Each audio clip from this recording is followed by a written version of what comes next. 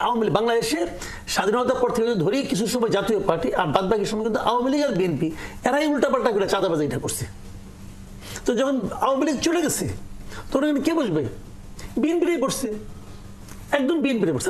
Intentionally আমার জানা মতে বিভিন্ন জায়গায় জামাতের বসার সুযোগ থাকলেও তারা বসে নাই, কারণ জামাত একটা আদর্শ ভিত্তিক রাজনীতি করে। জামাতের আমির যদি বলে এই কাজটা করা যাবে তাহলে জামাতের লোকরা করবে, আর আমির যদি এটা করা যাবে না জামাতের লোক করবে না ভাই। তাদের এই আদর্শ ভিত্তিক তারা তো স্টেপ বাই স্টেপ উপরে উঠে, কিন্তু হুটহাট উঠে নাই কিন্তু, যে কারণে খারাপ মন্দ অন্য হিসাব। ওই ছাত্র দল বা ছাত্রলীগের কথা আপনি তুলনামূলক একটা চিত্র বলেছেন ঘটনার সময়ের ব্যবধানে। ছাত্র দল বা বিএনপির অনেকের বিরুদ্ধে অভিযোগ উঠেছে এবং কয়েকশো নেতাকর্মীর বিরুদ্ধে তার ব্যবস্থাও নিয়েছে। তো নির্বাচন তো ডিসেম্বর মাসে হবার কথা, আন্দোলন সবেমাত্র সফল হলো। সেই আন্দোলনে শুধু বিএনপি, ছাত্রদল, বৈষম্য বিরোধী, ছাত্র শিবির সবাই মিলিত অংশগ্রহণ করেছে।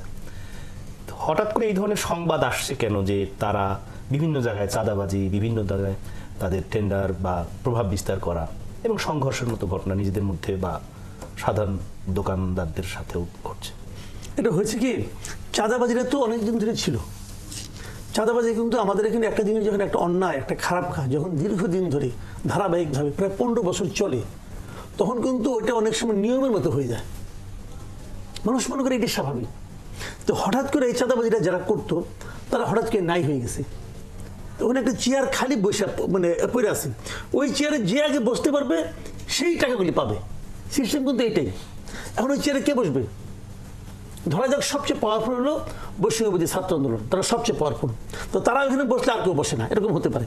এখন তারা যে বসবে তাদের তো যতগুলি চেয়ার অতগুলি লোকই নেই,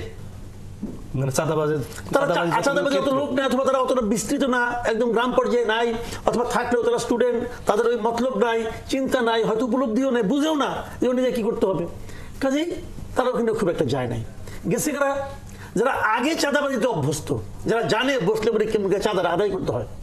আপনি যে চেয়ারে বসে আছেন আপনার পাওয়ারফুল চেয়ার, এই চেয়ারে হয়তো 20 জন লোক বসছে আগে। 20 জন কিন্তু একরকম না, 20 জন 20 রকম ধান্দা নিয়ে আসে। কিন্তু কাজে চাঁদাবাজি যে করা যায় এটা অনেকে জানে না। জানতো করা বিএনপি জানতো, আর আওয়ামী লীগ বাংলাদেশে স্বাধীনতার পর থেকে ধরি কিছু সময় জাতীয় পার্টি আর বাদ বাকি সময় কিন্তু আওয়ামী লীগ আর বিএনপি এরাই উল্টাপাল্টা করে চাঁদাবাজি এটা করছে। তো যখন আওয়ামী লীগ চলে গেছে তখন কে বসবে? বিএনপিটাই বসছে, একদম বিএনপির বসছে। ইন্টেনশনালি আমার জানা মতে বিভিন্ন জায়গায় জামাতের বসার সুযোগ থাকলেও তারা বসে নাই, কারণ জামাত একটা আদর্শ ভিত্তিক রাজনীতি করে।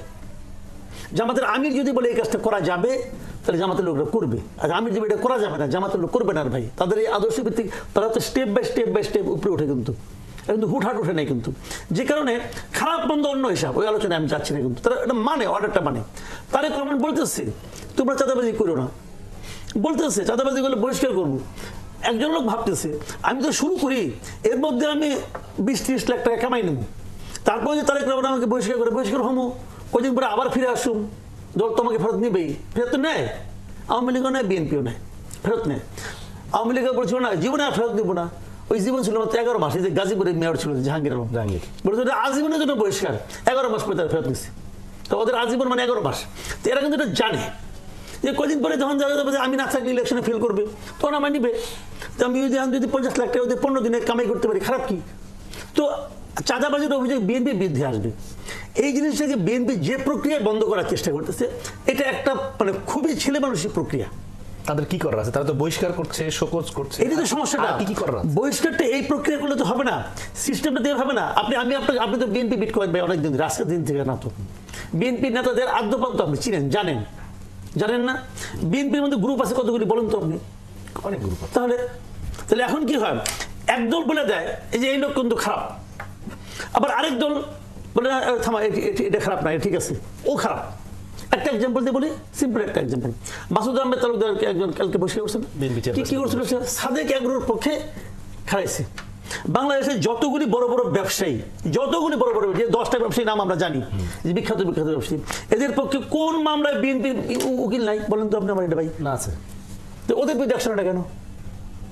অ্যাকশনটা এই কারণে যে সাদেক এগ্রোর পক্ষে দাঁড়াইয়া এই মাসুদ আহমেদ ওনার গডফাদার কম, ওনার ভাই কম।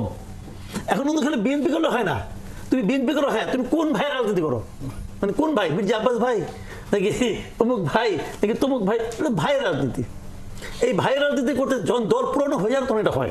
যখন এই ভাইয়ের রাজনীতি হয়, এই ভাইরাই কিন্তু এই কাজটাকে করতে দিচ্ছে না।